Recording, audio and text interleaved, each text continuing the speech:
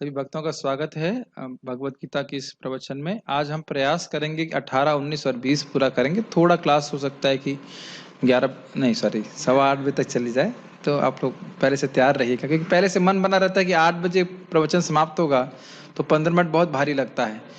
अगर मालूम चले कि 8:30 बजे तक होगा और 8:15 पे कर दूंगा तो आसानी रहेगी। खाली मन की बात है, ऐसा कुछ होता नहीं। ऐसा नहीं कि कल हमने जल्दी समाप्त कर दी तो फिर तुरंत सब लोग हाँ भाई चलो अब जब करना है गीता पढ़ना है, ऐसा नहीं होता है। लेकिन मन की बात होती है, ठीक है, मन प्रसन्न हो जाता है। और कोई भक्त मेरे पीछे माइक बोल सकते हैं यादव प्रतिनिधि? यस। कोई भक्त और किसी को चाहिए फोन ले लीजिए। मेरे पीछे बोलिए। भगवत गीता के हम लोग 18, 19 श्लोक को देख रहे हैं। ये आखिरी गुणों का वर्णन यहाँ पे भगवान कर रहे हैं भक्तों का, जो उनको प्रिय होते हैं। तो उसको देखिए। समः शत्रौ च मित्रे च समः शत्रौ च मित्रे च तथा मानापमानयोः तथा मानापमानयोः शीतोष्ण सुख दुःखेषु शीतोष्ण सुख दुःखेषु समः संग विवर्जितः समसंग विवर्जितः तुल्य निंदास्तुतिर्मौनी तुल्य निंदास्तुतिर्मौनी संतुष्टो येन केनचित् संतुष्टो येन केनचित् अनिकेतः स्थिरमते अनिकेतः स्थिरमति भक्तिमान मे प्रियो नरः। भक्तिमान में प्रियो नरः। There's some issue with the Zoom, I don't know. Signed out क्यों बोल रहा है मेरे को? I don't know. ठीक है, let's go forward. तो हम लोग गुणों को देख रहे हैं। समः शत्रौ च मित्र च, शत्रु और मित्र के प्रति समभाव होता है। उनको वो शत्रु और मित्र के रूप में नहीं देखता है। इसकी व्याख्या हमने पहले ही कर दी है कि वह शत्रु अगर कोई है तो उसको वो सोचता है कि अपने प्रारब्ध कर्म के अनुसार ही भगवान उसको प्रेरणा दे रहे हैं, और उस कारण से वह इस प्रकार से मेरे प्रति खराब बर्ताव करने के प्रति वह असहाय है। He is helpless to behave in any other way except with an animosity towards me because it is my own prarabdha karma. He is just an agent. वो केवल एक माध्यम मात्र है, निमित्त मात्र है। इसको हम 13वें अध्याय में भी देखेंगे कि वो देखता है कि मैं हूं, प्रेरित करने वाला कोई और है, परमात्मा है और प्रकृति है। इस क्षेत्र के व्यक्ति देखता है। तो हमारा ही कर्म है जो हमारे सामने उपस्थित है, वो व्यक्ति निमित्त है। और मित्र और शत्रु में समानता तो आप समझ ही रहे हैं। यहाँ पे शत्रु और मित्र में हम अलग क्यों देखते हैं? कोई व्यक्ति मेरे इंद्रिय तृप्ति के हिसाब से चलता है तो मुझे अच्छा लगता है, वो मित्र मानता हूं, और अन्यथा शत्रु मानता हूं।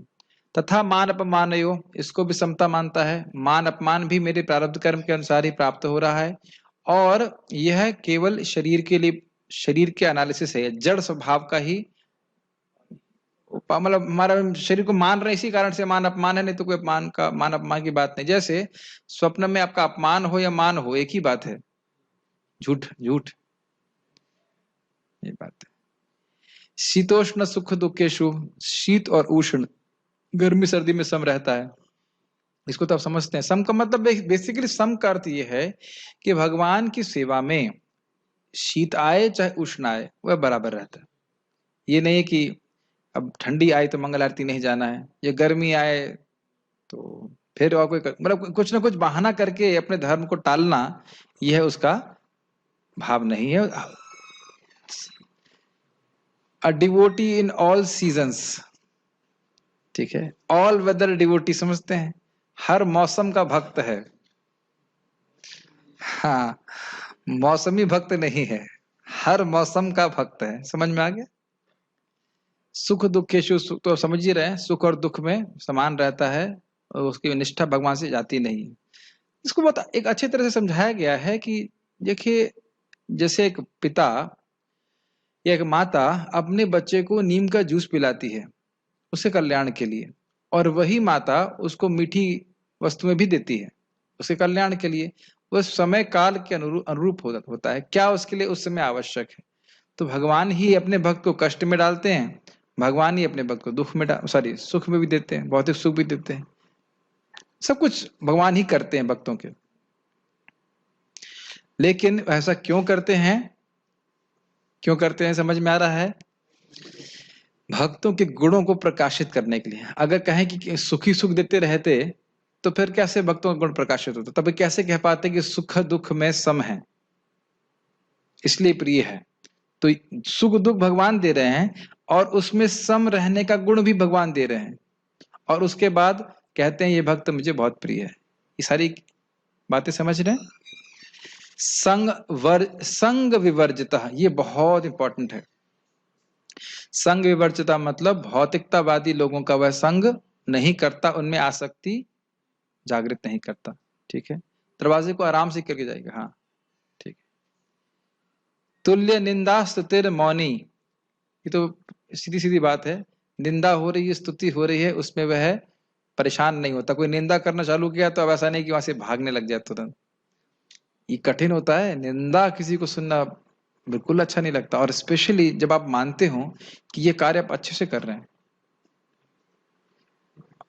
जरूरी नहीं है कि वो कार्य हम अच्छे से कर रहे हो। और दो बातें हैं, एक हो सकता है कि हम कार्य गलत कर रहे हो और दूसरा व्यक्ति शिक्षा दे, ठीक शिक्षा। दूसरा हो सकता है आप सही कर रहे हो और फिर भी लोग निंदा कर रहे हो, यह भी संभावना है। दोनों जगह हो सकता है। वस्तुतः निंदा का मतलब यही है कि आप सही कर रहे हैं और फिर आपको आपकी निंदा हो रही है। आप गलत कर रहे हैं और कोई ठीक से बता रहा है तो वो निंदा नहीं कही जाती। और हम जब में सो रहे हैं, कहे प्रभु जी सोइए मत जब में, तो ये अरे प्रभु जी आप मेरी निंदा कर रहे हैं। और निंदा का अर्थ यह भी है वैसे, और मूल अर्थ यह है कि निंदा अर्थ वस्तुतः निंदा मतलब पीठ पीछे की जाती है। एग्जैक्टली निंदा मतलब पीठ पीछे होता है, तो वह भी सहन करता है। पीठ पीछे मतलब पीठ के पीछे मतलब चला गया व्यक्ति और फिर चालू हो गया, उसको अपमान कहेंगे। ये भी विचारणी बात है कि निंदा किसको कही जाती है। प्राय निंदा ऐसे ही होता है ना, जब व्यक्ति सामने नहीं रहता है और फिर उसकी हम जो है उसका कहते हैं भक्त माल, नहीं सामने बोलेंगे तो आलोचना कहेंगे। हाँ जो भी है, ये कभी हमने इस तरह सोचा नहीं कि निंदा के पीछे होता है। लेकिन एक बात तो है, आप किसी भी व्यक्ति या भक्त की निंदा कर रहे हैं, कभी ये सोचिए कि वह सामने आ जाए तब उसे कैसा लगेगा। तब हम बोलने की बहुत कठिन है। थोड़ा सा मेडिटेशन कीजिए कि आप किसी व्यक्ति की निंदा कर रहे हैं और एकदम से वो सामने आ जाए। कभी हुआ आपके संग ऐसा कि आप बात कर रहे हैं किसी की और नेगेटिव चल रहा है और अकस्मात वो आ जाए, एकदम हम मतलब एकदम चुप हो जाते हैं, अवाक हो जाते हैं, अरे अभी कैसे बोल सकते हैं आगे। तो अगर हम इतना सेंसिटिव हो जाए तो कि देखिए भगवान की बात तो ये है कि खैर निंदा पे बहुत कुछ नहीं बोलना चाहता हूं, लेकिन एक बात बहुत हमारे लिए सीखने वाली है। महाप्रभु कहते हैं सभी मेरे जितने भी जीव हो मेरे दास हैं। तो किसी की भी निंदा करना भगवान को पसंद नहीं है। केवल निंदा गुरु को, निंदा या आलोचना का अधिकार गुरु का है शिष्य के प्रति, बाकी और किसी ने। और वह भी क्योंकि शिष्य ने साइन अप किया है कि मुझे शिक्षा दें। तो आप कहेंगे प्रभु जी आप क्यों डांटते हैं, आप तो हमारे गुरु नहीं हैं। हाँ मैं आप लोग का गुरु नहीं हूं, लेकिन मैं गुरु का प्रतिनिधित्व कर रहा हूं। अगर कोई मंगल आरती नहीं जाता है, जप नहीं करता है, कुछ और आचरण में गड़बड़ करता है, तो मेरा कर्तव्य है, जो कि मुझे बहुत खराब लगता है लेकिन मुझे वो बोलना पड़ता है।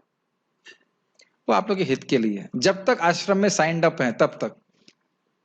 आश्रम से बाहर गए फिर हम कुछ नहीं कहते हैं। कभी देखेंगे जो पीछे मैं दौड़ रहा हूँ पीछे पीछे, मैं आप इसलिए बोल रहा हूं ताकि ये क्लियर होता चले कि ये प्रभु जी क्यों बोल रहे हैं। ये हमारे प्रेसिडेंट मान लीजिए कहें आप मंगल आरती ने आई नहीं। ये भी अच्छा था, हमारे प्रेसिडेंट लॉकडाउन की वजह से 3-4 दिन नहीं आए, तो मैं तो जा रहा था, तो एक दिन आए तो उस दिन कुछ था, मैं गुरु पूजा में नहीं पहुंच पाया था कि हमारी सेवा थी। तो कहते तुम दिख नहीं रहे हो। मैंने कहा प्रभु जी मैं मंगल आरती में आया था, उस समय वो नहीं आ पाए थे। लेकिन मुझे अच्छी बात ये लगी, उनका कंसर्न था कि एक भी दिन नहीं देखा तो तुरंत फोन मैसेज किया कहाँ थे तुम। तो ये नहीं कि वो कंट्रोल करना चाहते हैं। खैर हम इसमें बहुत विशाल बात नहीं कर रहे थे। पॉइंट ये है कि जो जिसने दायित्व लिया है वह आलोचना उसको करना चाहिए। नहीं तो हम मान लो हम जब में सोते ही रहे और कभी गुरुजी बोले नहीं ठीक है बेटा बहुत अच्छा कर रहे हो, तुम्हारा जब तो बहुत बढ़िया चल रहा है, तो हम उसी डायरेक्शन में जाते रहेंगे। तो यह हमको आश्रम में रह रहे हैं तो अनुगत में रहना सीखना चाहिए। जैसा बताया जा रहा है, ये बहुत इंपॉर्टेंट है ब्रह्मचारी जीवन में और भक्ति के जीवन में भी, कि अगर कुछ बोल रहे हैं तो विचार कीजिए कि यह क्रिटिसिज्म या जो क्रिटिसिज्म नहीं कहना चाहिए, आलोचना है, ये जो करेक्शन है वह क्यों दिया गया, क्या ये मेरे कल्याण के लिए है, तो विचार करना चाहिए और फिर स्वीकार कर लेना चाहिए। Does it make sense? खैर नहीं, हाँ यहाँ बात हम कर रहे थे, ये सहन करना सीखना चाहिए कि हम अगर कुछ गलत कर रहे हैं और हम जस्टिफाई करते रहे कि हम सही कर रहे हैं, तो फिर क्या होगा, छोड़ देंगे। जैसे हमारे एक जन निवास प्रभु बताते हैं, 2 भक्तों के बारे में सुना, 1 बार 2 बार बोलेंगे, फिर बोलेंगे ही नहीं, वो फिर बोलेंगे नहीं, फिर सोचिए क्या हालत है हमारी। इसलिए बेहतर है कि हम लोग सीखें कि भाई हमने गलती करी कुछ है तो उसे ठीक जाए, सीख ले। ये तो अगर एक शिष्य का गुरु के प्रति है तो ऐसे सोच लेना चाहिए, बाकी बाहर के लोग निंदा स्तुति करेंगे तो उसके लिए चिंता नहीं करना चाहिए। क्योंकि एक भक्त बहुत अच्छा बोले, आप कुछ करेंगे तो भी निंदा करेंगे और आप कुछ नहीं करेंगे तो भी निंदा करेंगे। आप हरे कृष्ण जपोगे तो भी निंदा होगी और नहीं करोगे तो भी होगी कि नहीं होगी पता नहीं, लेकिन कुछ भी करेंगे तो निंदा होगी। तो इसलिए निंदा से बचने के चक्कर में आप सोचे कि मैं कुछ कार्य नहीं करूं, कुछ सेवा नहीं करूं, तो ऐसा नहीं हो सकता। ये समझ रहे हैं? आपको इसमें कुछ अजीब सा लगता नहीं, अरे जब मैं अच्छा कार्य कर रहा हूं तब क्यों निंदा कर रहे हैं? क्योंकि आपको सहिष्णु बनाया जाना चाहिए। Does it make sense? तुल्य निंदा सुतिर मेरा कर्तव्य है कि गुरु वैष्णवों के अनुसार जो मुझे कार्य बताया गया वो उसे करें। थोड़ा विचार भी कर लीजिए कि भाई ठीक है कि नहीं, हाँ ठीक है, सही है, कर रहे हैं। अब हर व्यक्ति को आप संतुष्ट नहीं कर सकते। Everybody servant is nobody servant. जो सबका दास है वो किसी का दास नहीं है। जिसको बोलते ना वो, हम इसके भी दास हैं, उसके भी दास हैं, उसके भी दास हैं, वो एक्चुअली किसी का भी दास नहीं होना। वो उसका दास है जो स्वामी उसको उसके अनुकूल बात करता है, उसकी बात मानता है। थोड़ा विचार कीजिएगा। इसीलिए प्रभुपाद जी समझाते हैं कि एक गुरु स्वीकार करके उनके अनुगत्य में हम भक्ति करें। समझ रहे हैं? आप कहो कि हम प्रभुपाद जी की मानेंगे, फिर दूसरे संत की भी मानेंगे और तीसरे संत की मानेंगे, चौथे संत की मानेंगे, तो फिर आप किसी के नहीं मानोगे। मानोगे क्या? जो हमको मन को अच्छा लगेगा। एक संत बोलेंगे भाई सुबह, केवल सुबह जप करना चाहिए। हाँ ये तो बड़ी अच्छी बात है, मंगल आरती जाने की जरूरत नहीं है। तो क्या होगा? मंगल आरती भी नहीं जाएंगे, जप भी नहीं करेंगे, केवल सो जाएंगे। थोड़ा विचार कीजिएगा इसके ऊपर। मौनी का अर्थ है वह, मौनी का अर्थ है कि ये फालतू बातें नहीं करता, और दूसरा है कि भगवान स्वइष्ट मननशील, भगवान का ही स्मरण करता है। इसमें बहुत अच्छी बात, इसकी बात बहुत सुंदर है। जब आप ऐसे भक्तों से मिलेंगे जो लगातार भगवान का स्मरण करते हैं, तो उनके प्रति एक विशेष प्रकार का आकर्षण होता है। जैसे आज मैं महसूस कर रहा था, परम पूज्य वृंदावन चंद्र महाराज प्रवचन कर रहे थे अन्याभिलाष चतुष्टयम्, उसको कितनी बार मैं सुन चुका हूं, पढ़ा भी चुका हूं, फिर भी फ्रेश लगता है। और महाराज जी बड़े उत्साह से पढ़ा रहे हैं, जैसे लग रहा है पहली बार पढ़ा रहे हो। हर बार वह चीज मैं समझ रहा हूं, मैं समझता हूं 3 या 4 बार तो मैं क्लास दे चुका हूं उसके ऊपर, खुद भी पढ़ा भी है, लेकिन फिर भी वो रस में लगता है, फिर भी वो रस में लगता है, बहुत सुंदर लगता है, बहुत अंतर पड़ता है। तो ये है, मतलब जो प्रभुपाद जी के लेक्चर आप सुने, प्रभुपाद जी के ग्रंथ पढ़ें, बहुत आसक्त हैं भगवान में, तो उस कारण से जो उनके तात्पर्य वो हमेशा एवर फ्रेश लगते हैं, हमेशा कुछ ना कुछ आपको नया मिलेगा। ये जो मननशील है ना, भगवान में मति जो लगी रहती है किसी व्यक्ति की, उसको महामना कहते हैं। तो ऐसा भक्त है, ऐसे भक्त हैं वो। मैं एक बात बोलना भूल गया था, वैसे अभी आएगी तो बहुत सुंदर बात थी। मैया सक्त मना आपने पढ़ा था 7वें अध्याय में, और यहाँ पे भी पढ़ा था मैया वेश मनो यमाम। इसमें थोड़ा समझना चाहिए कि मन को भगवान में आवेशित करने का प्रयास हम कर रहे हैं, लेकिन स्थिति ये है कि जैसे जैसे भक्ति बढ़ती जाती है, मन भगवान में अपने आप जाने लगता है। ये बात समझ रहे हैं? और कोई बात श्रवण करने का इच्छा नहीं होती है, भगवान के ही बारे में सुनना, श्रवण करने की इच्छा अधिक अधिक बढ़ती जाती है। समझ रहे हैं? ये जो आवेश है, ऐसा लगता है कि भक्त आवेशित अपने मन को लगा रहा है। एक्चुअली ऐसा प्रारंभ में तो है कि हम प्रयास कर रहे हैं, लेकिन एक समय में आकर के व्यसन जैसा हो जाता है, वो अपने आप ही मन उधर भागने लगता है भगवान के प्रति, मन ही नहीं करता उधर की बात करने के लिए। संतुष्ट, इसीलिए संतुष्ट ये न केनचित, क्योंकि मननशील है भगवान में, इसलिए अब यह प्लानिंग एकदम समाप्त है कि आज ये खाने को मिलेगा, आज ये प्राप्त होगा, आज वह प्राप्त होगा, आज ये करना है, आज वो ये नहीं, ये फोर्स नहीं है। आत्म तृप्ति में, आत्म मतलब भगवान की भक्ति में इतना तृप्त है कि अब उधर मति जाती नहीं है। केवल हम पेट भरने के लिए नहीं खाते हैं, है कि नहीं? ऐसा नहीं कि हम खाली पेट भरने के लिए खाते हैं या केवल जीने के लिए खाते हैं, ऐसा नहीं होता, कठिन है ऐसा। हमें जीवा की संतुष्टि भी चाहिए, तो इसलिए भगवान प्रसाद रूप में आते हैं। लेकिन उन्नत भक्त और उन्नत जो हो जाते हैं, वह केवल अभ्यासवश खाने को ग्रहण करते हैं, उन्हें शरीर चलाना मात्र है बस। इसलिए इस्कॉन में भी हम बहुत सारे महाराजों को देखते हैं, बहुत थोड़ा ग्रहण करते हैं, बहुत थोड़ा सा, कोई बॉयल सब्जी, कोई चपाती, ऐसा वैसा। ऐसा नहीं कि वो रिकॉर्ड स्थापित करना चाहते हैं, स्वाभाविक रूप से खाने इत्यादि में मति कम हो जाती है। प्रभुपाद को बोलते हैं जैसे भक्ति बढ़ती जाएगी, ईटिंग, मेटिंग, स्लीपिंग, डिफेंडिंग, इसमें सब रुचि कम हो जाएगी। अनिकेतः मतलब उसका घर नहीं होता है, या घर के प्रति वह अनासक्त रहता है, दोनों ही अर्थ है। स्थिर मति मतलब भगवान में ही स्थिर उसकी मति रहती है। इसमें बहुत सुंदर एक एक शब्द पे बहुत कुछ बातें कहने के हैं, लेकिन नारद जी इस संबंध में कहते हैं, भगवान आप हमको भक्ति में स्थिर मति दीजिए। क्यों? क्योंकि आपकी भक्ति के द्वारा सब कुछ प्राप्त हो जाता है। समझ रहे हैं? भक्ति में लगे रहें तो कालांतर में, कालांतर का अर्थ है काल के परिवर्तन में, काल बीतेगा, सब कुछ प्राप्त हो जाएगा, भगवान भी प्राप्त हो जाएंगे। बस मति हमको आपके चरणों में स्थिर दीजिए, भक्ति में स्थिर दीजिए, भक्ति हम करते रहें। बहुत अच्छी प्रार्थना है जो हम भगवान से रोज कर सकते हैं। भक्ति में स्थिरता इतनी आसान तो नहीं होती है। जो लोग स्थिर रहते हैं वो समझते हैं कि आसान नहीं है,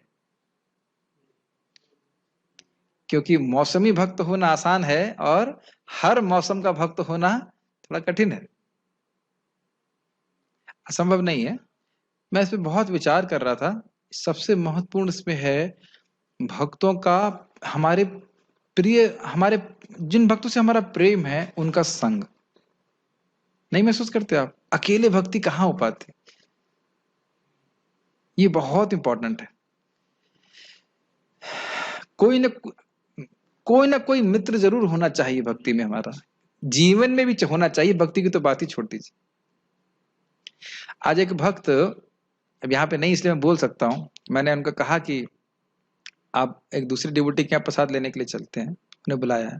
तो प्रभु जी, माता जी तो बहुत हमसे बड़े हैं, वृद्ध हैं, उनके हम प्रसाद, उनसे सेवा लेने में हमको बहुत मतलब संकोच होता है, तो जाने के लिए तैयार नहीं थे। तो मैं थोड़ा क्रोधित भी हुआ पहले, फिर मैंने उनको समझाया, देखो भाई वो हमारी सेवा नहीं कर रहे हैं, तो आपको ये भाव होना चाहिए कि वो हम पर कृपा कर रहे हैं।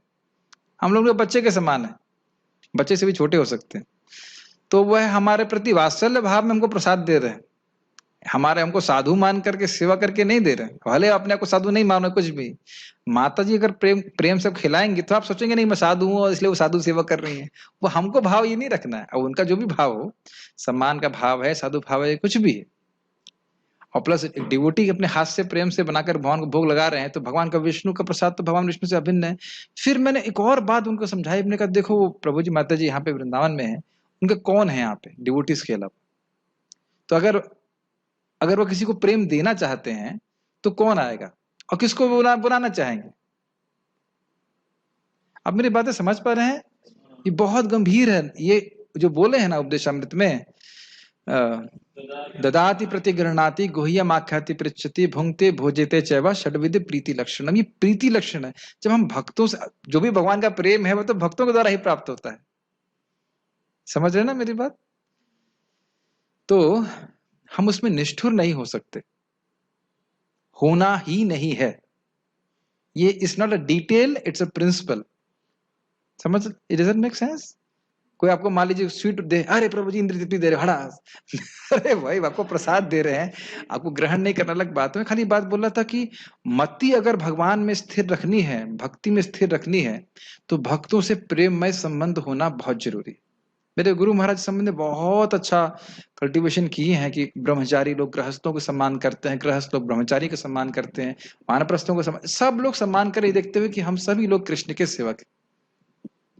और हम एक दूसरे के भी सेवक हैं। कुछ कहना चाह रहे थे प्रभु? तो इधर समशत्रु च मित्रे च, इस शब्द का तो फिर क्या अर्थ माना जाएगा? इसको सेटल रूप से देखना पड़ेगा या ग्रोस रूप से, मतलब क्या इसका अर्थ होगा? देखिए, शत्रु और मित्र को समान देखना है। पहली बात ये कि भक्तों के बीच में शत्रुता नहीं होनी चाहिए, वो तो कोई रूल्ड आउट हो गया। प्रभुपाद जी इसको समझाते हैं कि कोई व्यक्ति अगर शत्रुता का बर्ताव रख रहा है तो भक्त यही समझ रहा है कि भगवान इसको प्रेरित कर रहे हैं मुझे शुद्ध करने के लिए। एक और अर्थ समझ लें इसको, बहुत अच्छा अर्थ, सिंपल अर्थ है। वह सभी को कृष्ण भावना देना चाहता है। ये व्यक्ति मेरा द्रोही है, इसको मैं कृष्ण भावना नहीं दूंगा। ये व्यक्ति मेरा द्रोही नहीं है, ये अच्छा व्यक्ति, इसको मैं कृष्ण भावना दूंगा, यह भाव उसका नहीं होता है। प्रभुपाद जी इसको, समता को इस प्रकार समझाते हैं, बड़ा क्लियर समझ में आता है। कौन स्मरण में आ रहे हैं? प्रहलाद महाराज। वह सामान्य अपने मित्रों को भी जो है कृष्ण भावना दे रहे थे, और परम द्रोही हिरण्यकशिपु को भी कृष्ण भावना दे रहे थे, एटलीस्ट प्रयास कर रहे थे। ये बहुत इंपॉर्टेंट, इस तरह से समझ सकते हैं समता। ठीक है, आगे पढ़ते हैं। Yes pro. नहीं, तो क्या न्यूट्रल पॉइंट पे रहना है या कुछ अलग? या हाँ, मैं सोच रहा था ये बात आएगी। देखिए, दोनों ही चीजें हैं। बिना न्यूट्रल हुए, बिना न्यूट्रल पॉइंट पर हुए हम लोग कल्याण के बारे में नहीं सोच सकते। पहला पॉइंट है न्यूट्रलिटी का। न्यूट्रलिटी का मतलब है कि सभी लोग भगवान के दास हैं, आत्मा है। ये न्यूट्रल पॉइंट हुआ। अब यहां से आप कल्याण के बारे में सोच रहे हैं। अगर ये व्यक्ति मेरे प्रति शत्रुता का बर्ताव रख रहा है तो इसकी गलती नहीं, केवल अज्ञान में है। Does it make sense? नहीं। एक बार हम लोग भरतपुर में प्रीचिंग कर रहे थे तो पड़ोसी बहुत परेशान कर रहा था। तो मैं प्रभु जी को बोल रहा था कि ठीक है, हमें जो व्यवहार में करना है उसके लिए हमें करना है, लेकिन हमें उसके प्रति शत्रुता का भाव नहीं रखना। वह भक्तों से, कोई भी व्यक्ति भक्तों से द्वेष कर सकता है, लेकिन भक्तों को से द्वेष नहीं करना है, हमें नेग्लेक्ट करना है। नेग्लेक्ट, समझ रहे हैं? नेग्लेक्ट मतलब उसके पर अब उपेक्षा कर देनी है, लेकिन इसका अर्थ यह नहीं कि उसे द्वेष करना है। द्वेष का स्थान हमारे हृदय में नहीं है। आपको याद है हम लोग पढ़े थे 11:55 में, निर्वैर सर्वभूतेषु, किसी से वैर भाव नहीं रखना है। मतलब जो अपकार कर रहे हैं उनके प्रति भी वैर भाव नहीं रखना है। हम तो देखिए अभी समझने का प्रयास कर रहे हैं। इसका अर्थ ये नहीं कि मैं इस गुण को धारण कर लिया हूं या सभी लोग धारण कर लिए हैं, लेकिन गुण को समझने का तो कम से कम प्रयास कर रहे हैं। भक्ति मान में प्रियो न रहा। मुख्य बात यह है कि क्योंकि भगवान के भक्ति से युक्त है, इस कारण से वो सारे गुण उसमें अपने आप प्रकाशित हो रहे हैं। इसको भी आप लोग भक्ति रसामृत सिंधु की जो क्लास हो रही है उसमें समझ में आ जाएगा। भक्ति करके ही सारे गुण प्रकाशित हो जाते हैं। पढ़ते हैं आगे। जो मित्रों तथा शत्रुओं के समान है, जो मान तथा अपमान, शीत तथा गर्मी, सुख तथा दुख, यश तथा अपयश में संभाव रखता है, जो दूषित संगति से सदैव मुक्त रहता है, जो सदैव मौन और किसी भी वस्तु से संतुष्ट रहता है, जो किसी प्रकार के घर बार की परवाह नहीं करता, जो ज्ञान में दृढ़ है और जो भक्ति में संलग्न है, ऐसा पुरुष मुझे अत्यंत प्रिय। पुरुष मतलब कोई भी, माता जी, प्रभु जी, भक्त। गीता भूषण टीका। समः शत्रौ च मित्रे छा तथा मान अपमाने हो, शीतोष्ण सुख दुखेषु समः। इसका अर्थ स्पष्ट है। अब देखिए यही दिक्कत है, आचार्य गण कहेंगे तो स्पष्ट समझ में आ गया, लेकिन प्रभुपाद जी इसकी व्याख्या करेंगे कि हमको समझ में नहीं आया। दूसरे प्रभुपाद की व्याख्या में हम देखेंगे। संग विवर्जितः अर्थात कुसंग शून्य। कुसंग का अर्थ आप जानते हैं। कुसंग का अर्थ है एक जो भोगों में बहुत आसक्त है, और दूसरा जो भगवान कृष्ण का भक्त नहीं है, मायावादी, और इनका संग नहीं करता। और संग का अर्थ भी आप लोग अच्छे से जानते हो, कुछ गिफ्ट देना, गिफ्ट स्वीकार करना, हृदय की बात को सुनना सुनाना, और उनसे भोजन लेना और भोजन ग्रहण करना। इस प्रकार से हमारा चित्त दूषित हो जाता है। तो जो अभक्त हैं उनके उनके से इस प्रकार के संग से शून्य रहना, लेकिन उनसे वैरता नहीं करना। ये मैं पहले भी समझा चुका हूं कि जो कोई कोरोना का पेशेंट है उसकी देखभाल करें, उससे भेदभाव ना करें। इस डायलॉग बोलते रहते हैं गवर्नमेंट वाले। तो इसी प्रकार से कोई व्यक्ति है, अभी वह है ऐसे रोग से पीड़ित है कि हमको बीमार कर सकता है, क्योंकि संग प्रभावित करता है, तो उन लोगों का संग नहीं करना है, लेकिन उनसे द्वेष नहीं करना है। हो सकता है वो आगे जाके भक्त बन जाए। ठीक है, इंपॉर्टेंट है। किसी भी व्यक्ति के प्रति शत्रुता रखना, आपको देखिए हृदय एकदम लोड हो जाता है, भारी हो जाता है। महसूस किया आपने? सार्वभौम प्रभु बहुत अच्छा कहते हैं जिस व्यक्ति के आप शक्ल भी नहीं देखना चाहते हैं, उसको हृदय में क्यों धारण किए हुए हैं।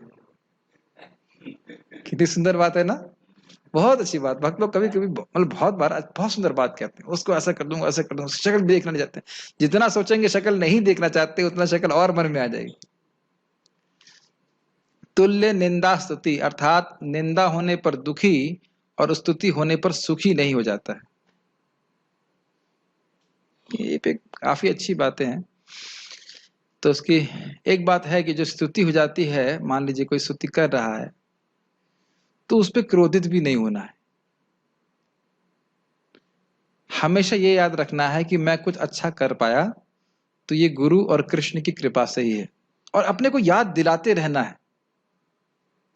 ये भी याद दिलाना चाहिए कि यह गुण मेरे अंदर भक्ति में आने से पहले नहीं था। अभी भक्ति कर रहा हूं, वह भी भगवान के भक्तों की, गुरु महाराज की कृपा से है।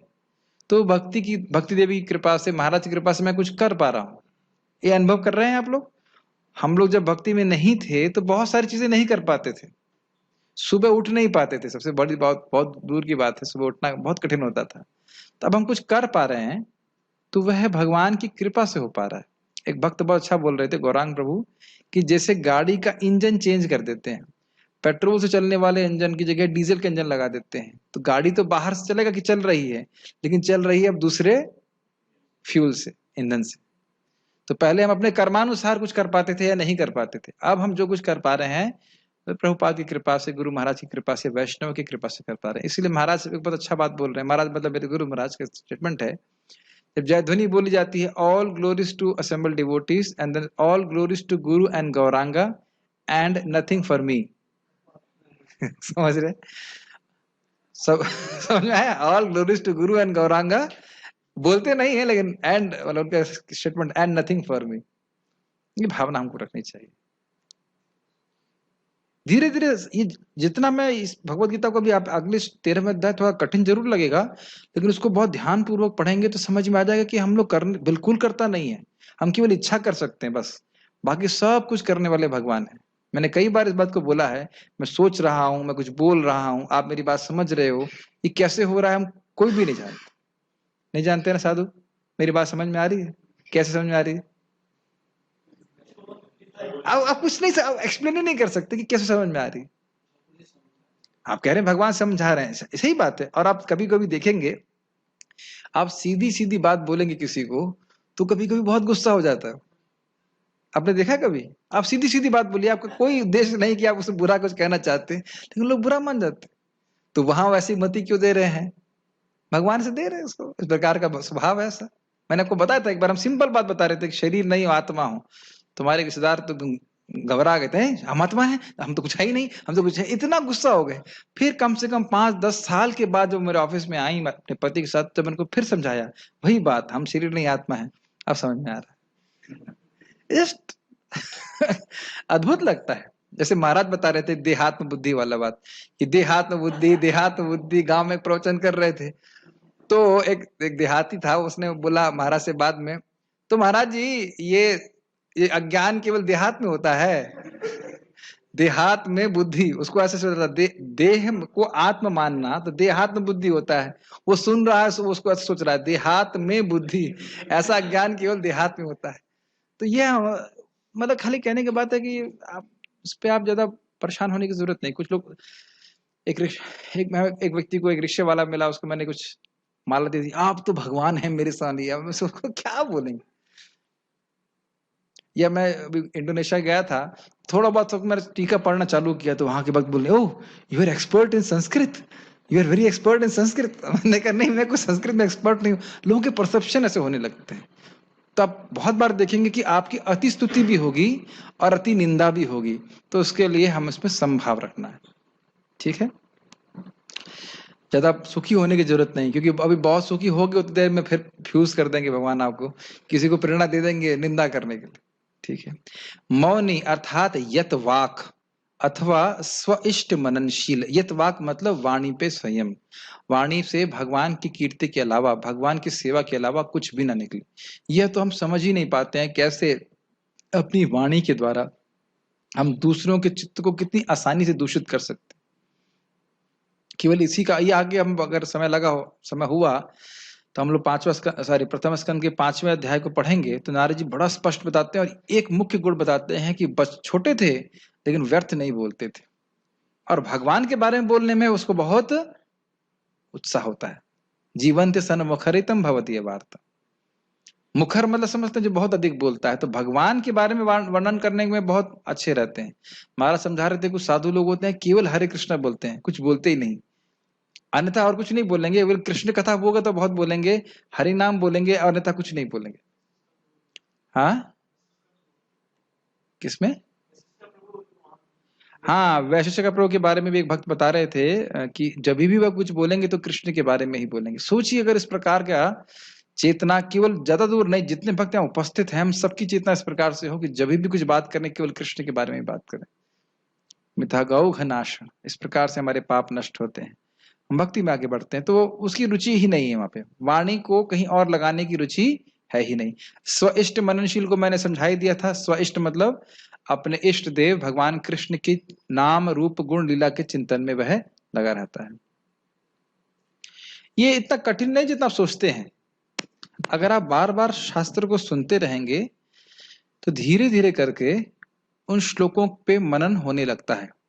जब जप कर रहे हैं तभी भी वो श्लोक मन में आ जाएगा और को प्रेरणा भी मिल जाएगी। जैसे सिंपल सी बात थी, अभी पंचागुड़ा प्रभु बोल रहे थे, कह रहे थे कि हरि नाम जो है वह हमारे स्वरूप को प्रकाशन करने वाला नाम है।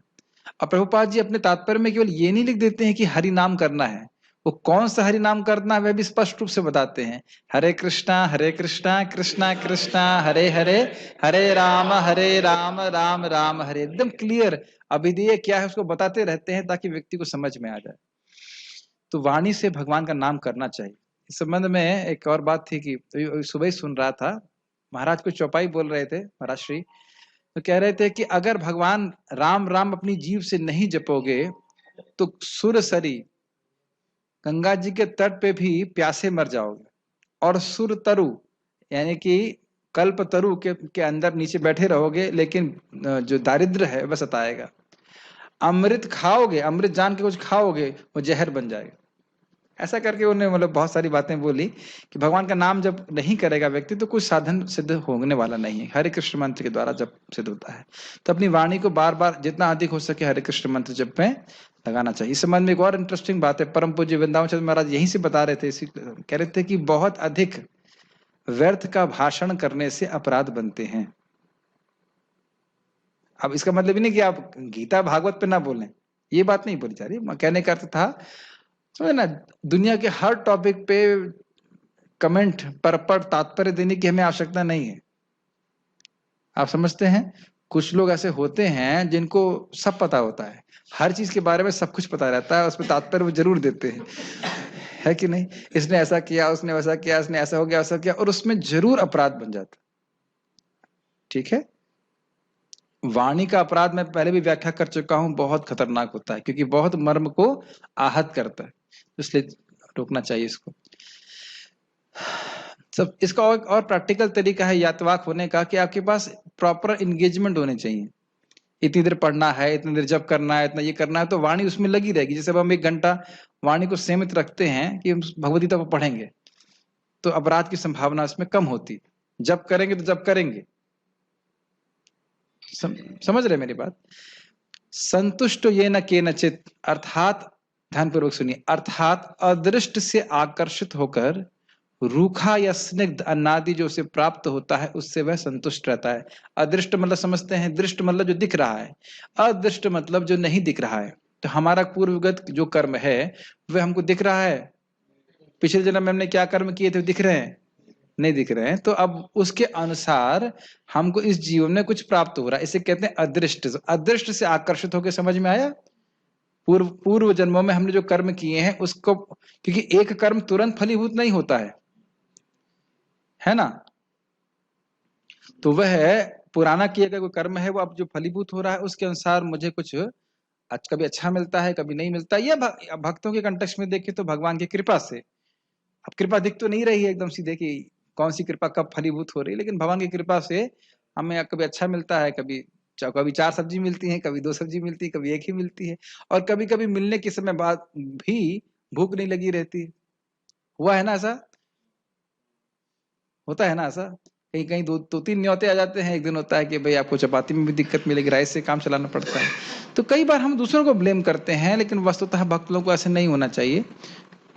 और बार बार बात यही आएगी कि क्यों इस प्रकार से संतुष्ट हैं, क्योंकि वह भक्ति करके संतुष्ट हैं, इसलिए शरीर की आवश्यकताओं में बहुत अधिक ध्यान नहीं देते। Make sense? हम लोग इसको इमिटेट नहीं कर सकते हैं, लेकिन हमें धीरे धीरे इस पे आने का प्रयास करना चाहिए और देखना चाहिए कि मैं भक्ति कर रहा हूं तो कितनी मात्रा में धीरे धीरे हमारे अंदर ये गुण आ रहे हैं। अनिकेत अर्थात नियत निवास रहित या निकेत मोह शून्य। नियत मतलब उसका कोई फिक्स रेसिडेंस नहीं होता है, नियत का अर्थ समझते हैं, फिक्स्ड। या निकेत मोह शून्य। निकेत मोह शून्य मतलब ये मेरा घर है, ये भावना बहुत जल्दी आ जाती है। हम लोग थोड़े समय के लिए भी कहीं रहना चालू कर देते हैं तो उससे लगता है ये मेरा घर है, ये मेरा रूम है। 3x6 का स्पेस जितना, कहीं 3x6 तो बहुत कम हो गया, लेकिन जो थोड़ा बहुत आपको स्पेस रहने के लिए दिया गया है उसी में संतुष्ट रह जाना चाहिए। लेकिन यह मोह कभी नहीं होना चाहिए कि ये मेरा रूम है, ये मेरा घर है। फिर ध्यान देना चाहिए। तो प्रभु जी फिर हम एलोकेट कैसे करेंगे? आश्रम में भी बोलते हैं ये भक्त यहाँ रहता है, वहां रहता है, व्यवहार की बात अलग है, लेकिन मनोवृत्ति की बात आपकी अलग है। अब ऐसा भी नहीं कि हम पेड़ के नीचे रह पाएंगे, इतना अधिकार नहीं है, और प्रभुपाद ने बोला भी नहीं कि पेड़ के नीचे रहो। अब पता लगा कि क्लास अभी हम पेड़ के नीचे कर रहे होते हैं अभी तो, और बारिश हो रही होती तो कैसे क्लास होती? तो वह इंपॉर्टेंट नहीं है, लेकिन आसक्त नहीं होना। स्थिर मतिर अर्थात वह अपने ज्ञान में निश्चित रहता है। ये जो मोह का, निकेत का मोह, ये बहुत खतरनाक है। प्राय लोग अपने घर में मरना चाहते हैं और ये बहुत खतरनाक है। उसमें मैं कुछ बोलना नहीं चाहता क्योंकि बहुत लंबी व्याख्या हो जाएगी। अभी हम खाली गुणों की व्याख्या कर रहे हैं थोड़ा बहुत, ठीक है। इन 7 श्लोकों में अपने ज्ञान में स्थित रहता है, मतलब मैं भगवान का दास हूं, मुझे भगवान की सेवा करनी है, भगवान में मति फिक्स्ड है, सेवा ये करनी। इन 7 श्लोकों में अद्विष्टता इत्यादि के गुणों की आवृत्ति होने से इनमें कोई दोष नहीं है, क्योंकि इस पुनरोक्ति का उद्देश्य इन गुणों की अति दुर्लभता को ज्ञापित करने के लिए हुआ है। ये लाइन समझ में आई? कई बार यहाँ पे आया कि वो शत्रु मित्र के प्रति बराबर रहता है, सम रहता है, सम रहता है। तो आप कहेंगे एक ही गुण को बार बार क्यों बोल रहे हैं? तो ये बोल रहे हैं, इसलिए बोल रहे हैं क्योंकि यह गुण इस जगत में दिखना बहुत कठिन है। आज एक भक्त बोल रहे थे, इस व्यक्ति ने मेरे मन के अनुसार किया है, इसलिए मैं भी इन्हें कुछ इनाम दूंगी या दूंगा। ये स्वाभाविक हो जाता है, मतलब इट्स जस्ट सो नेचुरल कि जो व्यक्ति हमारे अनुसार कार्य कर रहा है उसके प्रति हम अनुकूल वृत्ति बना लेते हैं। बहुत कठिन है कि जो हमारे अनुसार ना भी चले उसके प्रति भी अनुकूल भाव। डिफिकल्ट।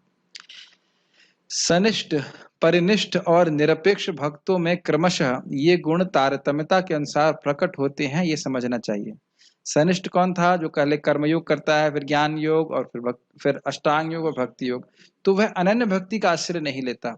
परिनिष्ठ क्या करते थे? वो साधना भक्ति करते हैं, लेकिन साथ साथ वर्णाश्रम के नियम का पालन दूसरों को दिखाने के लिए, दूसरों को आदर्श स्थापित करने के लिए करते हैं। अब याद हो गया, बार बार रिपीटेशन से समझ में आता होगा। और निरपेक्ष भक्त केवल भक्ति करते हैं। तो सबसे अधिक निरपेक्ष में, उससे कम परिनिष्ठ में, और उससे कम सनिष्ठ भक्तों में ये गुण प्रकाशित होंगे, लेकिन गुण सभी में प्रकाशित होंगे। नोट, एक निरपेक्ष भक्त में यह गुण सबसे अधिक और सनिष्ठ में सबसे कम मात्रा में ये गुण प्रकट होते हैं। इसका कारण भी है कि निरपेक्ष केवल भक्ति कर रहा है, इस कारण से। तात्पर्य प्रभुपाद जी का, भक्त सदैव कुसंगति से दूर रहता है। कितना कठिन है पहली लाइन को अप्लाई करना। प्रभुपाद जी तो बोल्ड कर देते हैं पहली बार। सदैव, सदैव को मतलब समझ रहे हैं? हमें, हम तो मुझे ही पता है हमेशा। लेकिन 24 आवर्स, यस, मतलब कहीं भी कुसंगत है तो इंद्रियां तो चाहती हैं उसको संगति को, लेकिन हमें इंद्रियों को खींचना होगा। इसलिए आज मैं एक भक्त को बोल रहा था, वो अकेले अभी नए नए ज्वाइन किए हैं, तो मंदिर में अकेले थे, तो मैंने थोड़ा डांटाने के, आप तुरंत वापस जाइए, गौशाला जाइए। क्यों? क्योंकि आपको पता भी नहीं चलेगा। ठीक है, मंदिर में तो डिवोटीज रहते हैं, लेकिन अब उसके अलावा कौन मिलेगा, क्या कहेगा, तुरंत भ्रमित हो जाते हैं लोग। यहाँ पे एक न्यू डिवोटी था, उसको मैंने मायापुर भेजा, लौट के आया तो छोड़ ही दिया उसने आश्रम। हमने कहा ये तो चार्ज होके आना चाहिए, तो कृपा लेके आना चाहिए, कृपा की जगह बस छोड़ दिया उसने आश्रम, और जा रहा हूँ यहाँ से। हमने कहा अरे भाई, उससे अच्छा तो यहाँ बना रहता। बहुत समय लगता है कि डिस्क्रिमिनेशन, विवेक जागृत करने के लिए। और बहुत, क्या कहते हैं, लता बहुत कोमल होती है। राधा रमन महाराज बता रहे थे कि, परम पूज्य राधा रमन महाराज की, जब भक्ति लता बहुत कोमल होती है तो उसे खाने के लिए बहुत सी बकरियां घूमती रहती हैं हमारे क्या नाम है, इसलिए भक्तों का, जो आपके भक्त ध्यान रख रहे हैं, उनकी बाढ़ साथ में रहनी चाहिए। हमारे रघुपति प्रभु बता रहे थे, आपको कोई बोल रहा था ना कि गीता नहीं पढ़नी चाहिए। हाँ, वृंदावन में बोल रहा था, मंदिर के अंदर हम, हाँ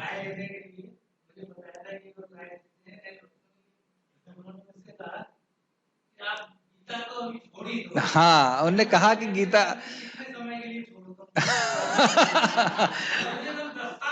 देखो, तो प्रभु जी बोल रहे कि, हाँ, तो अब देखिए प्रभु जी खुद अपना अनुभव बता रहे हैं कि ये हमारे मंदिर में ही बहुत, उस समय तो कोरोना नहीं था, तो बाहर से बहुत से लोग आते थे, तो उनको ये एक सदगुरु ने उपदेश दिया कि आप भगवत गीता छोड़ ही दीजिए। आप कब तक छोड़ दीजिए? 10 साल के लिए। बताइए, ये स्थिति। इसलिए डर लगता है। आपको कहेंगे प्रभु जी तो मुझे बिल्कुल बांध के रख रहे हैं।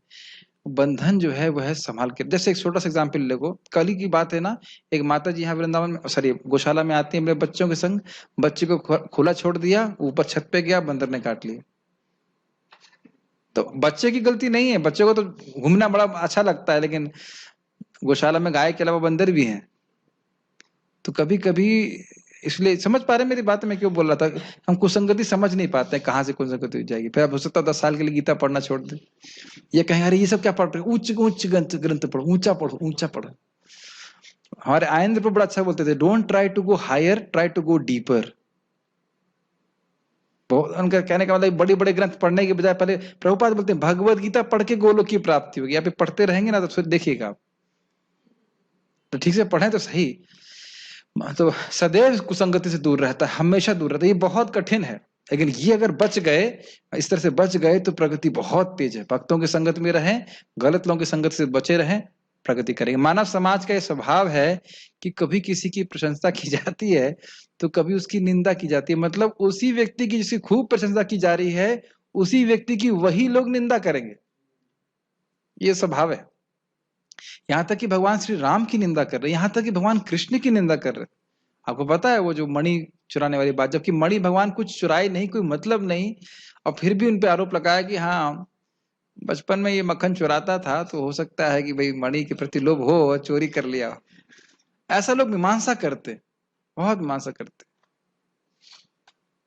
लेकिन भक्ति कृत्रिम यश तथा अपयश, दुख या सुख से, सॉरी भक्त होना चाहिए, लेकिन भक्त कृत्रिम यश तथा अपयश, दुख या सुख से ऊपर उठा हुआ होता है।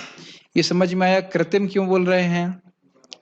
क्योंकि यश अपयश दुख या सुख किसके को अनुभूत हो रहा है?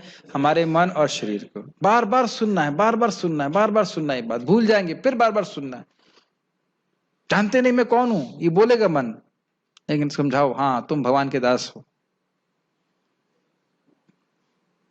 ये बार बार मैं बोल रहा हूं, इसको सुनना है, स्टैंडर्ड को सुनना है, और फिर हमको मतलब उस पर अप्लाई करने का प्रयास करना। जैसे मुझे,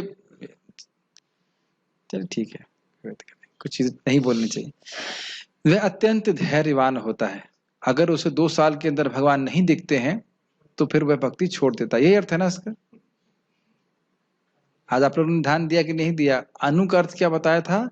नैरंतर्य, निरंतरता। अगर भक्ति में उत्तमता चाहते हैं तो बहुत इंपॉर्टेंट है कि सतत रूप से भक्ति करते रहे, 1 दिन 2 दिन की नहीं। अब हमें शाश्वत भक्ति करनी है, शाश्वत समय, अनंत समय के लिए भक्ति करते ही रहना है। तो बड़ा लंबा प्रश्न, कितना लंबा है? हाँ, अब इन्हें कहा जब तक भगवान न मिल जाए उसके बाद हाँ, आप जानते ही हो कि क्या था, रुचि आसक्ति, आसक्ति के स्तर पे भी एक व्यसन बन जाता है, छोड़ा नहीं जाता। फिर भाव और प्रेम की तो बात ही छोड़ दीजिए। अरे ये तो बहुत आगे की बात है। अभी भी हम अनुभव कर रहे हैं कि भक्ति के बिना तो बहुत खराब लगता है। भले ही थोड़ा सुबह उठने में कठिनाई हो कुछ एक आध दो, लेकिन बिना जप किए बिना श्रवण कीर्तन किए बिल्कुल अच्छा नहीं लगता। और वो जो टेस्ट है वो धीरे धीरे बढ़ता जा रहा है। और आप लोग अनुभव भी करते होंगे कि रात में लगता होगा कि अरे कुछ किया नहीं, आज तो कुछ किया नहीं भगवान के लिए, और कितना कुछ है पढ़ने के लिए, और कितना कुछ है सीखने के लिए, है ना? होता ही होगा आप सब लोगों को ऐसा। Yes. सब pure devotees. Yes yes, this is sine of pure devotion. आपको लग रहा है कि भाई तृप्ति नहीं हो रही और करना चाहिए। वह कृष्ण कथा के अतिरिक्त कुछ भी नहीं बोलता है। ऐसे लगता है प्रभुपाद बहुत सिंपल तात्पर्य बोल रहे हैं, लेकिन कितना कठिन है। ठीक है, अब इसका अर्थ यह भी समझना चाहिए कि कृष्ण के लिए भी बोलना पड़ता है, आपको सेवा के लिए कुछ बोलना पड़ता है, लेकिन उसमें भी मैंने देखा है डायरेक्ट कृष्ण कथा और मैनेजमेंट कथा, उसमें भी अंतर है। आप ऐसा नहीं कह सकते वो सेम है। एटलीस्ट मैं तो उसका अनुभव ऐसा प्रकार से नहीं करता। डायरेक्ट भगवत गीता प्रभुपाद जी को बोले भी थे। एक माता जी प्रभुपाद जी की शिष्या, वह लाइफ मेंबर बनाने के लिए गई थी, और उस दिन गीता क्लास में नहीं आई, तो प्रभुपाद बोले तुम ऐसा करोगे तो तुम कर्मी बन जाओगी। तो ये सारी चीजें भक्ति हैं जब वो स्वरूप सिद्धा भक्ति के पीछे। यहाँ प्रभु जी ने बहुत अच्छा प्रश्न किया कि क्या प्रश्न था, भक्ति में सहायक चीजें, हाँ, भक्ति की सहायक वस्तुएं हावी हो जाती हैं। तो महाराज ने बड़ा, कभी कभी भक्ति की सहायक क्रियाएं जो हैं वो भक्ति पे हावी हो जाती हैं। और बहुत अच्छा प्रश्न था ये, बहुत ही, एक डिवोटी जो साधना कर रहा है वो समझ पाता है इस बात को। तो ऐसा नहीं है, महाराज क्या बोले थे कि पेशकार जो है वह जज की सहायता करने के लिए होता है, ऐसा नहीं कि वो जज के स्थान पे पहुंच जाए। तो कुछ क्रियाएं हैं जो भक्ति के संग से भक्ति हो जाती है। जैसे स्नान करना भक्ति नहीं है, लेकिन अब पूजा करने जाना है तो स्नान करना भक्ति है, लेकिन अब स्नान ही करता रहा और पूजा का समय निकल गया तो यह भी उचित नहीं ना। तो अपने गोल को क्लियर रखें, अपने जीवन का गोल क्लियर रखें कि मुझे स्वरूप सिद्धा भक्ति, श्रवण कीर्तन भगवान विष्णु का डायरेक्ट है, उसमें जरूर संलग्न होना है। नहीं तो जीवन में भक्ति में हम बहुत सूखापन हो जाएगा। प्रभु जी मैं सेवा कर रहा हूं इसलिए क्लास में नहीं आ सकता। वो उद्देश्य सारी सेवाओं का ये है कि क्लास समझ में आए, कृष्ण कथा में रुचि हो, अन्यथा श्रम एवं ही केवलम। भगवान को बहुत सारे बातें, बहुत सारे तरीके पता है हमारे हृदय में जाने के लिए, लेकिन सबसे महत्वपूर्ण जो अच्छा रास्ता उनको लगता है श्रुतैक्षित पंथा, उनका देखा हुआ रास्ता है। एक अर्थ ही है, एक अर्थ है कि सुनने के द्वारा हम भगवान को देखते हैं, श्रुत एक शित पंथा, एक मतलब देखना। दूसरा अर्थ है कि भगवान का ये देखा हुआ रास्ता है। श्रवण जो है ये भगवान का देखा हुआ रास्ता है, तो जो देखा हुआ रास्ता है उसी में तो हम जाना चाहेंगे ना कहीं पे। तो सुनने के द्वारा भगवान हमारे हृदय में आते हैं, इसलिए श्रवण को बहुत महत्व देना चाहिए। इसीलिए मैं भक्तों को इस प्रकार से इंगेज कर रहा हूँ, एनवेलप बनाने की सेवा इत्यादि, जहां 2-3 घंटा श्रवण कर सकते हो अगर आप चाहो, देता रहता हूँ उस प्रकार से। जितना हो सके भक्तों को वाणी या कान जो है भगवान के बारे में लगे, और कितनी बार भी आप सुनेंगे हमेशा कुछ ना कुछ आपको नया पॉइंट समझ में आएगा। जितना हो सके श्रवण कर लीजिए, कथा सुन लेना चाहिए, जल्दी जल्दी सीख जाएंगे। अतः और उसके बाद ऐसा हो जाता है कि फिर आपका मन ही नहीं करता कि भौतिक वार्ता में संलग्न हो। अतः उससे मौनी कहा जाता है। मौनी का अर्थ यह नहीं है कि वह बोले नहीं, अब तो यह है कि वह अनर्गल आलाप ना करे। इस संबंध में प्रभुपाद जी कहते हैं कि जो लोग निराकारवादी हैं उनके लिए अच्छा है कि वो मौनी रहें। क्यों अच्छा है? क्योंकि वे बार बार यह स्थापित करने का प्रयास करेंगे कि भगवान निराकार हैं, और उनकी इस टटराहट से क्या होगा, काल रूपी जो मेढक है वह उनको, उनके प्रति आकृष्ट होकर उनको मार देगा। तो टटराहट करने से, या कह सकते हैं भगवान के विरुद्ध बोलने से, व्यक्ति केवल मृत्यु के पास और जल्दी पहुंच रहा है। तो ऐसे लोगों के लिए अच्छा है कि वो चुप रहें, ताकि वह खुद भी अपवित्र ना हो और अधिक, और न दूसरों को पवित्र करें, अपवित्र करें। लेकिन अगर आपके पास भगवान के बारे में प्रमाणिक रूप से बोलने के लिए है तो उत्साहित रूप से भगवान के बारे में बोलना चाहिए। ठीक है, मनुष्य को आवश्यकता पर बोलना चाहिए, और भक्त के लिए सर्वाधिक अनिवार्य वाणी तो भगवान के लिए बोलना है। अनिवार्य का मतलब क्या होता है? जिसको बोलना ही चाहिए। नहीं, बोलना नहीं, केवल अनिवार्य शब्द की बात बताइए। अनिवार्य का अर्थ क्या होता है? कंपलसरी। तो आप ये नहीं कह सकते हैं कि भाई हमारे यहाँ आश्रम में हमारे एक डिवोटी हैं वो प्रवचन कर लेते हैं, अनुपम भी सीख गए हैं, अनुपम कृष्ण प्रभु भी बोल लेते हैं, यादवपति प्रभु भी बोल लेते हैं, 2-4 लोग हैं ऐसा, अब बाकी हम लोग केवल खाएंगे। नहीं, बोलना सीखना है, आपको बोलना सीखना ही है। आप ये मत सोचिए कि केवल एक ही व्यक्ति प्रचार कर लेगा, या 2 कर लेंगे, या 3 कर लेंगे, या 4 कर लेंगे। और अगर आपकी इच्छा होगी तो भगवान आपको प्रेरणा देंगे। इच्छा हमारी होनी चाहिए क्या आप ये भी नहीं समझा सकते कि इंसान जानवर में क्या अंतर है? हाँ प्रभु जी, क्या थे, क्या पॉइंट्स थे? पहला था क्या था, जानवर के दुकान होते हैं इंसान में, ऐसा नहीं स्थिति होती। इतना आप समझा सकते हैं किसी को इंसान जानवर में क्या अंतर। और उसके इम्पोर्ट्स बहुत गंभीर हैं कि इंसान के पास तपस्या करने की शक्ति है और तपस्या का सुख जो है उत्कृष्ट होता है। वो जो खाने पीने के सुख जो है उससे कहीं उत्कृष्ट होता है। खैर वो सब बातें हम अभी नहीं कर रहे हैं। मैं बोल रहा हूं अगर हमारी इच्छा है भगवान के बारे में बोलने की तो भगवान हमको शक्ति भगवान देंगे। लेकिन यहाँ प्रभुपाद कह रहे हैं अनिवार्य है, you must speak about Krishna. जारे देखो तारे कहो कृष्ण उपदेश, अमार आज्ञा गुरु हैया तार ए देश। लेकिन उसके लिए थोड़ी बुद्धि लगानी पड़ेगी। ये नहीं अब बुद्धि को वाणी को जगह जगह लगाए रखेंगे तो क्या होगा, फिर चित्त में वही बातें रहती है। समझ रहे?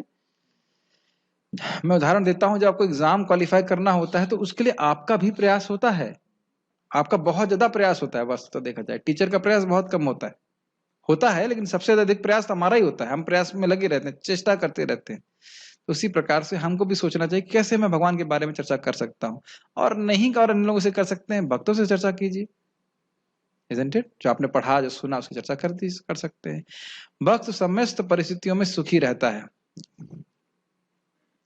क्योंकि उसका सुख बाह्य नहीं है, उसका सुख आंतरिक है। मैंने इसको पहले भी व्याख्या किया है कि देखिए जब हम भगवान के वस्तुतः भगवत प्रेम की स्थिति में पहुंच जाते हैं तो भगवान के लिए की गई कोई भी कार्य हमको बहुत सुख देती है। तो आप कुछ भी नहीं कर रहे हैं तो भगवत स्मृति ही असीमित सुख दे रही है। तो सुख जो है वो बाहर से नहीं है अपितु अंदर अंदर से आ रहा है। नहीं समझ में आ रही बात? इसलिए समझ में नहीं आ रही है कि अभी हमारा सारा सुख बाहर से इंपोर्ट कर रहे हैं हम लोग।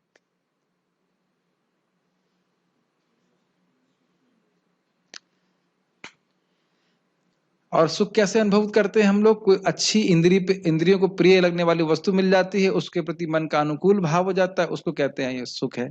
और जो प्रतिकूल भाव हो जाता है उसे कहते हैं दुख है। लेकिन दोनों ही भावों को भक्त त्याग देता है। सुख तो उसको डायरेक्ट भगवान की भक्ति से होता है, नाम जप करके, कथा श्रवण करके। यस नहीं?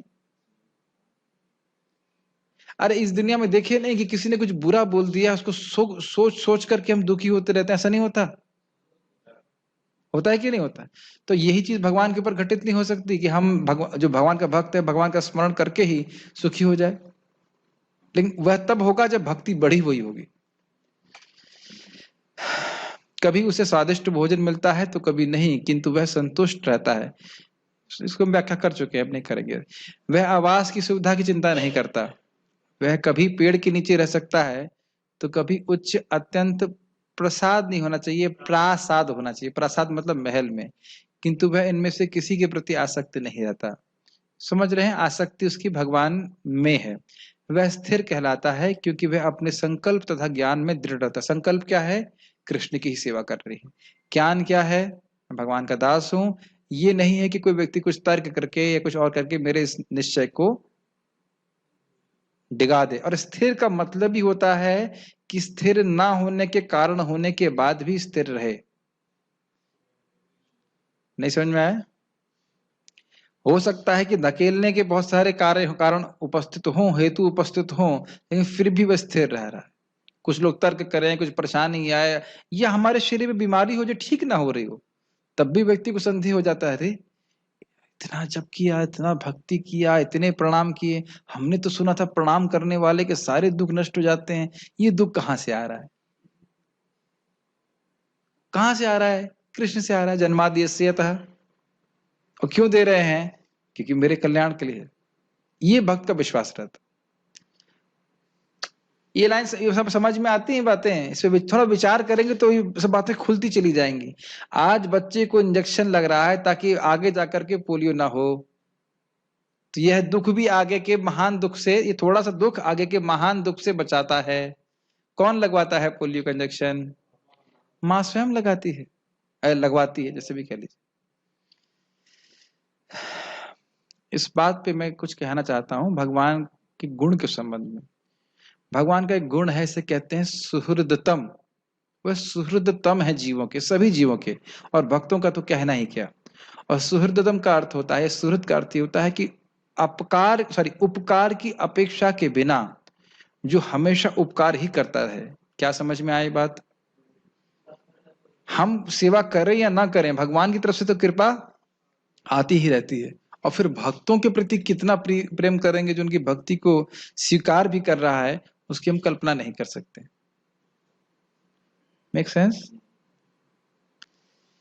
तो इसलिए अगर अपने जीवन में कोई भी सुख दुख आ रहा है, उसको स्वीकार करके भगवान की भक्ति में लगे रहना चाहिए। स्वीकार का अर्थ है व्यवहार में आप हो सकता है उसकी निवृत्ति के लिए डूइंग द नीडफुल करें, लेकिन मनोवृत्ति यही होनी चाहिए कि भगवान कुछ अच्छा जान के ही मेरे को इस परिस्थिति में डाले हैं। भले ही भक्त के लक्षणों की कुछ पुनरावृत्ति हुई हो, लेकिन यह इस बात पर बल देने के लिए है कि भक्त को ये सारे गुण अर्जित करने चाहिए। छोटा सा अनाउंसमेंट ये है कि मैं दूसरा श्लोक नहीं लूंगा, बहुत लंबा हो जाएगा, हम कल लेंगे, आप खुश हो जाएं आप लोग। सद्गुणों के बिना कोई शुद्ध भक्त नहीं बन सकता। अगर हम शुद्ध भक्ति कर रहे हैं, ठीक से भक्ति कर रहे हैं, तो निश्चित रूप से ये गुण प्रकाशित होने चाहिए। जैसे हमारे प्रभु को एक डिवोटी ने बताया कि आप इस प्रकार से सब्जी बनाइए, तो अब जब उन्होंने ठीक रेसिपी बनाई तो उस सब्जी में वह गुण प्रकाशित हुआ। क्यों भाई कर्णामृत हुआ कि नहीं? और अगर आपने ठीक से नहीं बनाई होती या ठीक से नहीं सुना होता तो वह गुण प्रकाशित नहीं होता। एक बहुत मतलब क्रूड एग्जाम्पल दे रहा हूं। तो अगर हम ठीक से भक्ति कर रहे हैं तो आत्मा में ये आध्यात्मिक गुण पहले से ही है। हम लोग सब लोग भगवान के शुद्ध भक्त हैं, बस ऊपर से एक कचरा भरा हुआ है, जो अनर्थ उपशमो साक्ष ऊपर ऊपर से। तो भक्ति करेंगे तो ये सारे गुण प्रकाशित होने चाहिए, लेकिन भक्ति ठीक से करना सीखना चाहिए। आप लोग पता नहीं कितने लोग ध्यानपूर्वक कर रहे हैं कोर्स को नहीं, लेकिन जो महाराज जी समझा रहे हैं अन्याभिलाषिता शून्यम, इसको बड़ी गंभीरता से जाकर के बैठ करके बहुत गंभीरता से सुनिए। इस रेसिपी को नहीं सुनेंगे तो भक्ति की सब्जी ठीक नहीं बनेगी। अगर सब्जी का उदाहरण दिया जाए, रेसिपी ही ने मान लो प्रभु जी को बोला गया इमली डालना, इमली की जगह क्या बोले कड़ी पत्ता का पेस्ट डाल दिया, क्या गड़बड़ा रहा है? जब तक हम कान से ठीक से सुनेंगे नहीं कि भक्ति क्यों करनी चाहिए, कैसे करनी चाहिए, भक्ति का फल ठीक से नहीं प्राप्त होगा। समझ रहे हैं? आपने आज सुना था ना कि काया से, मन से, वचन से, चेष्टामय। अब कितना बड़ा एप्लीकेशन है। जब हम जप कर रहे हैं तो हमारा शरीर से भी चेष्टा होती है। ऐसे बैठ गए ऐसे करके तो यह चेष्टा नहीं हुई ना। पानी से हरे कृष्णा ऐसे कुछ लोग सांस अंदर लेकर भी जप करते हैं। अभी मैं क्लास के बाद बोलने वाला हूँ, उस बात को पकड़ूंगा मैं। आज देखा हरे कृष्ण ऐसे करके जप कर रहा था। और नया डिवोटी ऐसे नहीं पता है, सिखाना पड़ेगा। इतनी सीधी सी बात नहीं है। वाचिक चेष्टा बहुत महत्वपूर्ण है। हरे कृष्णा कृष्ण राम राम हरे हरे, हरे कृष्ण राम राम हरे हरे, ऐसे नहीं, पूरा महामंत्र बोलना है। मैं रोज बोलूंगा जब तक हर व्यक्ति 100% आउटपुट ना दे। हरे कृष्णा कृष्णा कृष्णा हरे हरे, हरे राम राम राम हरे। यहाँ सब लोग हाथ खड़ा कर देंगे, लेकिन जब करने पड़ेंगे हरे राम श्री राम श्री राम कृष्णा। फिर चेतना में परिवर्तन नहीं देखेंगे।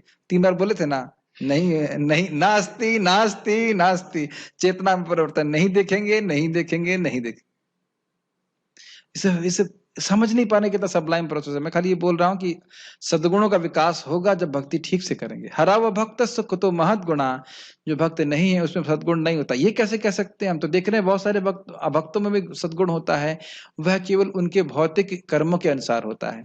जरा सा उनकी इंद्रिय तृप्ति में बाधा आएगी, तुरंत दुर्गुण प्रस्तुत हो जाएगा। जैसे कि देवकी को स्वयं कंस जो राजा है वो सारथी बन के लेके जा रहा है, लेकिन जहां सुना कि इसका लड़का मार देगा, मारा नहीं मार देगा, तुरंत अपनी बहन को मारने के लिए तैयार है। तो ये लोगों की स्थिति होती है। ऐसा लगता है बड़े अच्छे हैं वो, लेकिन उनकी मुस्कुराहट केवल बाह्य रूप से है, जो गुण है वो केवल कुछ क्षणिक रूप से। मनोगतेना मनोरथेना, मन का रथ कभी इधर जा रहा है कभी उधर जा रहा है, उसके अनुसार वे गुण प्रकाशित कर रहे हैं। उनका मन भगवान में स्थिर नहीं है। जो भक्त कहलाना चाहता है उसे सद्गुणों का विकास करना चाहिए। ये अवश्य है कि उसे इन गुणों के लिए अलग से बाह्य प्रयास नहीं करना पड़ता, अपितु कृष्ण भावना, मृत तथा भक्ति में संलग्न रहने के कारण उसमें ये गुण स्वतः ही विकसित हो जाते हैं। लेकिन फिर ध्यान रखिएगा, गुण प्रकाशित होंगे जब व्यक्ति उत्तम भक्ति का अभ्यास करेगा। श्रील रूप गोस्वामी चक्रवर्ती पाद जी गोस्वामी जी इस बात को लिखते हैं। ये उत्तम भक्ति का गुण क्यों वर्णन कर रहे हैं? क्योंकि अन्य भक्ति जो मिश्रित भक्ति है वह ऐसा गुण साधक में प्रस्तुत नहीं कर सकती। तो आज जब आप लोग सुन रहे थे तो ये ध्यान रखना चाहिए कि इसके द्वारा मुझे विवेक दिया जा रहा है कि मुझे भक्ति कैसे करनी चाहिए। आज महाराज समझा रहे थे ना कि अगर आप किसी को मारने के लिए भक्ति कर रहे हैं या तमोगुण रजोगुण के द्वारा प्रभावित होकर भक्ति कर रहे हैं तो वह भी अच्छा है क्योंकि भक्ति कर रहे हैं, लेकिन वो अब कितना समय लगेगा शुद्ध होने में उसका कुछ नहीं कहा जा सकता, क्योंकि अपराध भी बहुत सारे होंगे, बहुत सारी चीजें होंगी। तो इसलिए श्रवण के द्वारा अपने चित्त का निर्माण हम करें। समझ रहे हैं मेरी बात की? किस एटीट्यूड में क्या भावना होनी चाहिए, क्या मेरी मनोभावना होनी चाहिए जब करते समय या भक्ति करते समय, तो उसके द्वारा हमारी प्रगति जल्दी होती है, बहुत तीव्र प्रगति होती है। इसीलिए इस श्लोक को अच्छे से समझें, अन्याभिलाषिता शून्यम, और इसको अपने जीवन में धीरे धीरे करके अभ्यास करने का प्रयास करें। मैं एग्जाम्पल आपको दिया था मैं जप के बारे में कि कम से कम काया और वाचा में तो चेष्टा करना चाहिए, फिर मन को तो धीरे धीरे करके मिलाने का प्रयास करेंगे। मैं एग्जाम्पल दे रहा हूं, ऐसा हर चीज में होगा, चाहे आप तिलक लगा रहे हैं, चाहे आप भगवान को प्रणाम कर रहे हैं, सभी जगह। कोई प्रश्न है किसी भक्त का तो मैं ले सकता हूँ। यस प्रो, माइक दीजिए।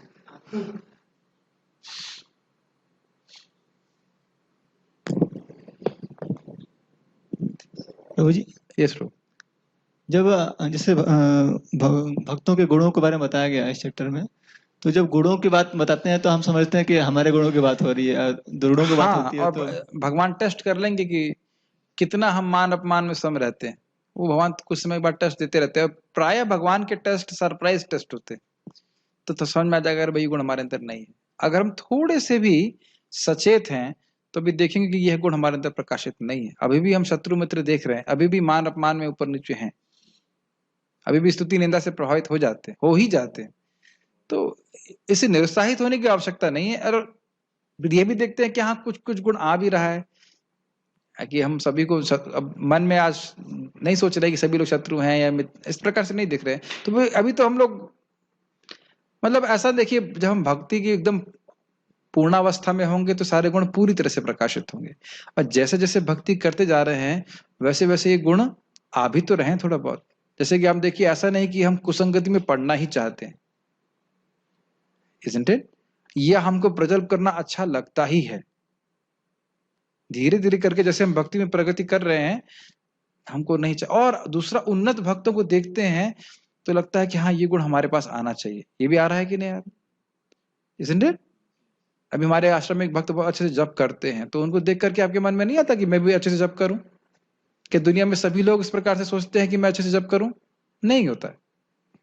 तो ऐसा नहीं है कि डिफरेंट शेड्स आर देयर। हमारे अंदर कुछ कुछ गुण आ भी रहे हैं और कुछ कुछ गुण अभी और प्राप्त होंगे बाकी। ठीक है, उत्तर हुआ आपके प्रश्न का? यस प्रभु। इससे विश्वास होना चाहिए कि भाई जो पहले दुर्गुण थे वो समाप्त हुए भक्ति के द्वारा ही, तो आगे भी जो दुर्गुण है वह भक्ति के द्वारा ही समाप्त होंगे। यस, जैसे मान लीजिए बहुत भीषण बीमारी से प्रभावित हैं, तो दवा ले रहे हैं तो कुछ कुछ फायदा मिलना चालू हो जाता है कि नहीं? तो आपका श्रद्धा बनती है कि हाँ मैं दवा ठीक लूंगा तो मैं पूरी तरह से ठीक हो जाऊंगा। जरूरी नहीं कि मैं तुरंत ठीक हो जाऊं। यस प्रभु। हरे कृष्ण प्रभु जी, जैसे हमें देखते हैं हम कि कुछ हमारे अंदर काफी गुण नहीं होते हैं, तो जैसे निंदा से प्रभावित होना और क्रोध आना, तो इन गुणों को कृत्रिम रूप से अपने जीवन में लाना उचित है या नहीं? मतलब अच्छा प्रश्न आपने किया। देखिए, it is a description and it is also a prescription. जब बोला जा रहा है कि तृणादपि सुनी चेना तरो रेव सहिष्णुना अमानिना मान देना कीर्तनिया सदा हरि, तो ये एक प्रिस्क्रिप्शन भी है। प्रिस्क्रिप्शन क्या कहेंगे? सुझाव भी है, और यह डिस्क्रिप्शन भी है, अर्थात ये वर्णन भी है। मतलब जो भक्त शुद्ध भक्त हैं उनका ये गुण उनमें अपने आप ही रहता है, तो ये उनके गुणों का वर्णन हुआ। और जो साधक है उसके लिए सुझाव है कि वो इस प्रकार से करे। अब मान लो क्रोधित हो जाए, ठीक है, प्रयास करे कि क्रोधित ना हो, और क्रोधित हो जाए तो क्षमा मांग ले, मैं क्रोधित हो गया, isn't it? और फिर प्रयास करे कि मैं क्रोध ना करूं। और बार बार एक इंटरनल मीटर होना चाहिए कि ये गुण क्यों प्रकाशित हो रहा है, क्रोध क्यों मैं बाहर प्रस्तुत कर रहा हूं। एक तपस्या है, किसी को गाली देने का मन कर रहा है फिर भी ना करे, बहुत कठिन होता है। मैंने बताया था ना कि गुरुजन प्रभु बता रहे थे, डांटो तब जब तुम गुस्सा ना हो। डांटो मतलब डांटने के लिए नहीं बोले थे, कह रहे थे कि तुम्हें अगर गुस्सा आए तो उस टाइम मत डांटो। कितना कठिन होता है, तो मजा क्या आएगा ऐसे बोलेगे ना, अच्छा कहाँ लगेगा, जब गुस्सा ही नहीं आएगा तो डांटने का क्या फायदा होगा। लेकिन एक्चुअली वो है पूरे हमारे चित्त को मतलब दूषित कर देता है। तो धीरे धीरे जब पहले तो हम गुण सुन रहे हैं, फिर इस हृदय में इच्छा आएगी कि हमारे अंदर भी गुण हो। क्या इच्छा नहीं आ रही आपके हृदय में? और हृदय को, इस इच्छा को केवल आप ही नोट नहीं कर रहे हैं, भगवान भी नोट कर रहे हैं, हाँ ये अच्छे शुद्ध भक्त बनना चाहता है। तो फिर भक्ति में लगे रहेंगे तो धीरे धीरे वह गुण आने लग जाएंगे। ठीक है, और कोई तरीका नहीं है, भक्ति के द्वारा ही वो गुण आता है। किसी का प्रश्न है जूम पे? प्रभु अनुसरण जे ही जन कीना, नाथ परम पद तिन कर दीना। क्या मतलब है पता नहीं। माइक आपने वो कर दिया, वो बोल रहे थे कि व्यक्ति को कैसे मापा जाए कि भक्त का स्तर क्या है।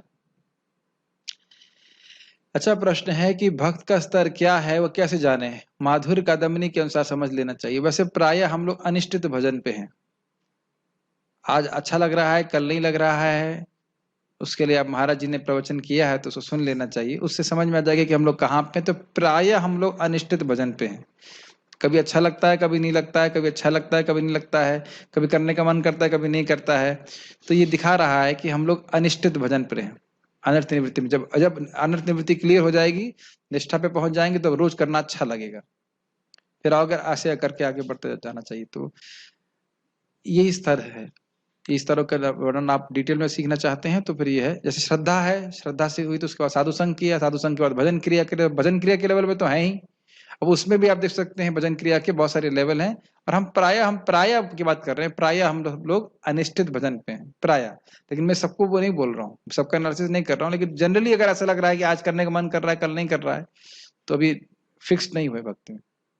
बट इससे कोई निराशा की बात नहीं है कि अगर यही आज कर रहा है और नहीं कर रहा है मन, ये होते हुए भी अगर हम भक्ति करते रहेंगे तभी हम लोग ऐसे स्तर पे पहुंचेंगे जहां हमारा मन रोज करेगा करने का। ये बात समझ में आती है? ये बहुत प्रेरणादायक बात है। आपको आज अच्छा लग रहा है, नहीं लग रहा उससे मतलब नहीं, करते रहेंगे तो फिर हम प्रगति पे पहुंचेंगे। लेकिन फिर में इसमें एक इंपॉर्टेंट पॉइंट है, ये नहीं है कि ठीक से नहीं करना। भले ही आपको अच्छा नहीं लग रहा है, स्वाद नहीं आ रहा है लेकिन किसी दिन, लेकिन हरे कृष्ण इसमें कमी नहीं करना है। और महाराज ने बड़ा स्पष्ट समझाया था, शारीरिक निष्ठा और वाचिक निष्ठा। पहले शारीरिक निष्ठा होती है, शरीर से आप जब कर मतलब बैठे हैं जब कर रहे हैं करेंगे, फिर धीरे धीरे आपकी वाचिक निष्ठा होगी, हम बात नहीं करेंगे, फिर धीरे धीरे करके मानसिक निष्ठा होगी। Make sense? जिसने भी प्रश्न किया था। तो इस प्रकार से क्रमशः प्रगति हम करेंगे और धीरे धीरे प्रगति करते समझ में आता है। और किसी का कोई प्रश्न है? यस प्रभु कृष्ण प्रभु। कंटेक्स्ट से अलग है इससे, कंटेक्स्ट के अलग वाले कंटेक्स्ट के क्लास के बाद पूछ लेना, ठीक है? Okay, so then we shall stop here. Shrimad Bhagavad Gita की जय, श्रील प्रभुपाद की जय।